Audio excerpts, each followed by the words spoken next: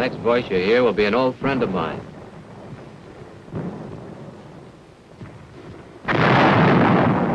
Meet my friend Joe, a 105 millimeter howitzer named Joe. Joe and I were in the shipping business, shipping high explosives to communist Korea. This was a little service we supplied the infantry. When they got stopped, we got started.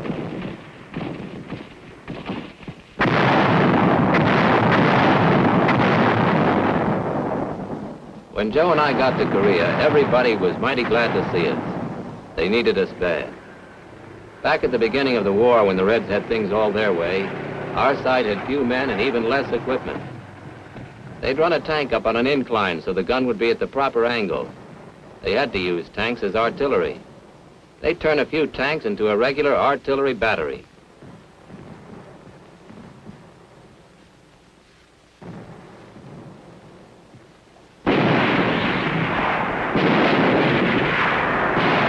They used what they had. But you remember, as the world got wise to what the Reds were trying to do in Korea, our side got more guns, more men.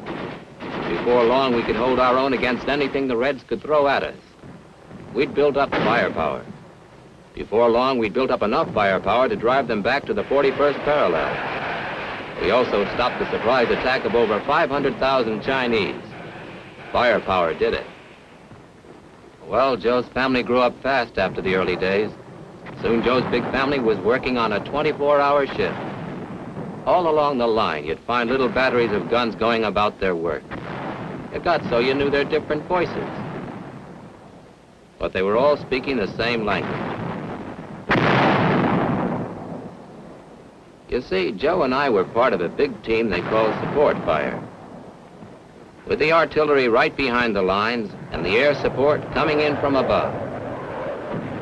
They used napalm, made out of gasoline, very hot stuff. At the same time, the artillery threw in white phosphorus shells. Offshore, the Navy threw its own weight in.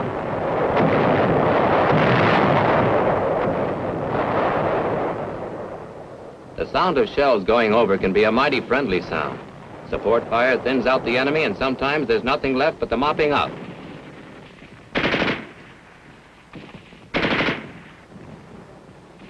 That support fire whistling overhead gives you a chance to move on, a chance to look after the wounded. Artillery fire cuts off enemy supplies. It plays hob with enemy communications. It fights duels with the enemy's own big guns. I soon learned the truth of some things they taught me back in artillery school at Fort Sill, Oklahoma. That artillery fire causes more enemy casualties than any other weapon.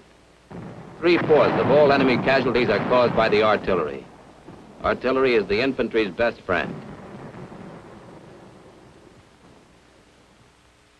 It takes a lot of ammunition.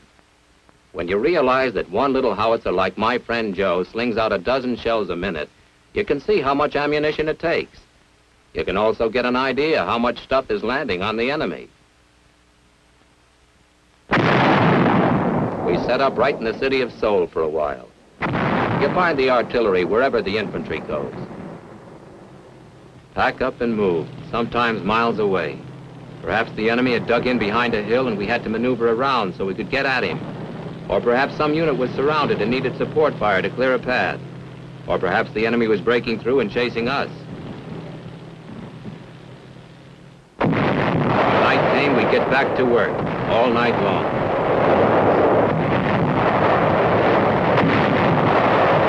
24 hours a day through the long rainy season and when the fog started biting with the winter sleet. Artillery is an all-weather weapon. It's back-breaking, nerve-wracking work with your hands numb with the cold, your arms numb from lifting shells, your ears aching with the continuous blasting. Fire! This constant firing wears out the guns. When a gun becomes so worn it's no longer accurate, it undergoes a major operation by the doctors of ordnance. Every outfit has its name. The patient leaves the hospital fully recovered and returns to work.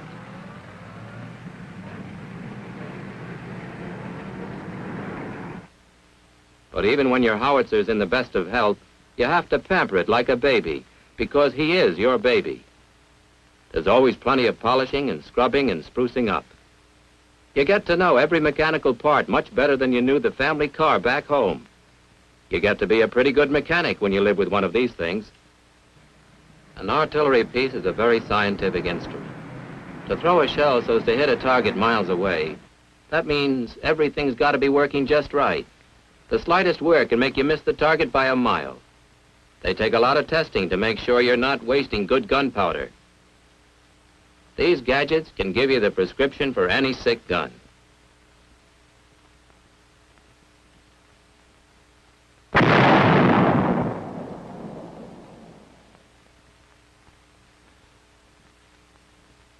Now you get to know when you've been around a while that when they start inspecting things very carefully, coming around day after day and making a lot of secret notes, well, something's up.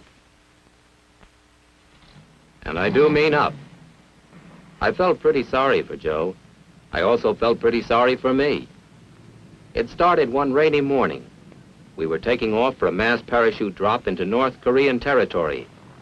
Most of us were mighty new to this form of transportation. We planned to drop smack on top of the Reds 4,000 men and 200,000 pounds of equipment. I wish I was back at Fort Sill just studying about all this in theory.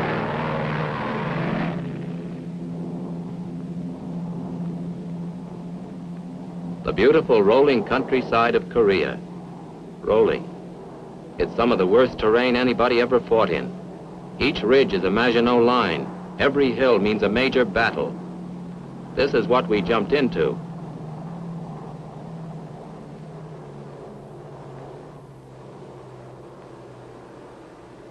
An equipment drop is something to see.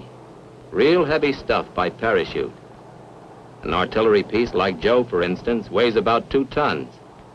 It's amazing when you drop 1,000 tons of equipment how little the damage is. Watch it sail out. Everything but the kitchen stove.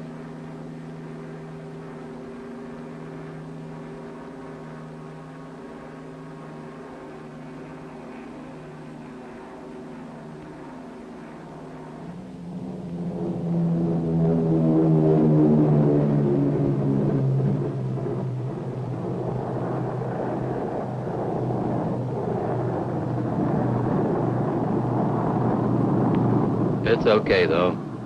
And now we started getting organized. 3 minutes after this Jeep left the plane, it was ready to roll. Ammunition was collected at a central point. 105mm howitzer shells for my friend Joe. More heavy shells to lift. Cold metal on cold fingers. Joe had landed very comfortably. Now things started happening fast. We had to move fast before the surprised enemy got organized. But there was also a surprise for us. The Reds were organized. They stopped our riflemen. It was here I learned how much these guys needed me and Joe. Fire mission.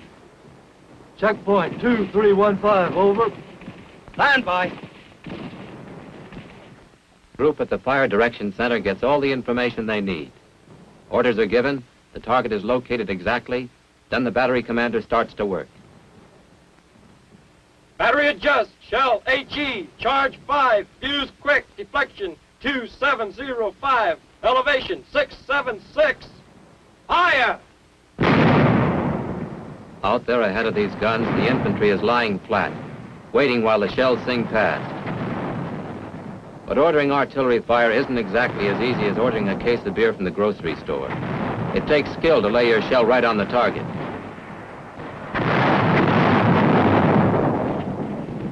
You gotta be mighty careful not to hit your own men. And sometimes they're only a few hundred yards from the target. Also, from the men up front, it's usually a distance of several miles back to the FDC, or Fire Direction Center, the brain of the artillery. Often airplanes are called in to help locate the target. The pilots are briefed on the general location. It's up to them to fly over the area, locate the enemy, and radio the position back. Today, these fire control planes are an important part of every artillery outfit.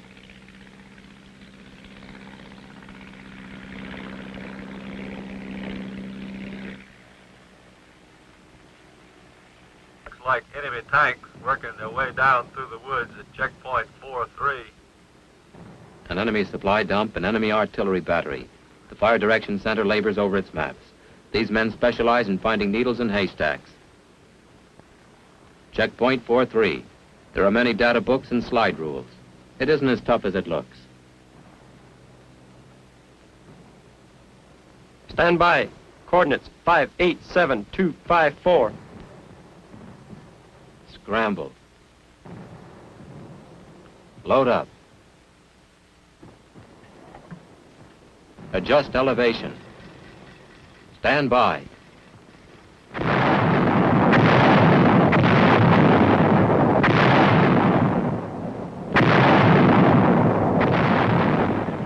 Over the heads of the infantry, down on the heads of the enemy. Then after the big guns have spoken, Let's go. Come on, come on. Let's go. it takes a lot of guys to win a battle. The riflemen jogging ahead, lugging their weapons. The supply men following fast with their ammunition. These men are the end point in a line of support that stretches all the way back to Pittsburgh, Detroit, Birmingham. In this support chain, the position of the artillery is close behind these men, just behind the front.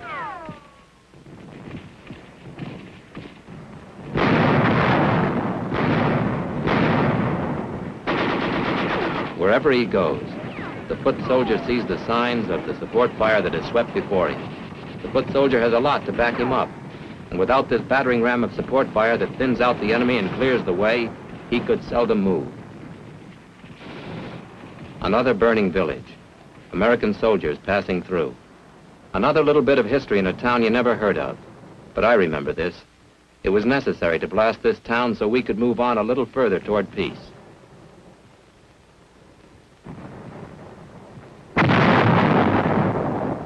This is the only language any aggressor knows. This is the only way we can tell them it doesn't pay. When we talk loud enough, strong enough, they'll understand. The free world is ready to talk back. Listen. You tell them, Joe. Yes, sir. Artillery's ready.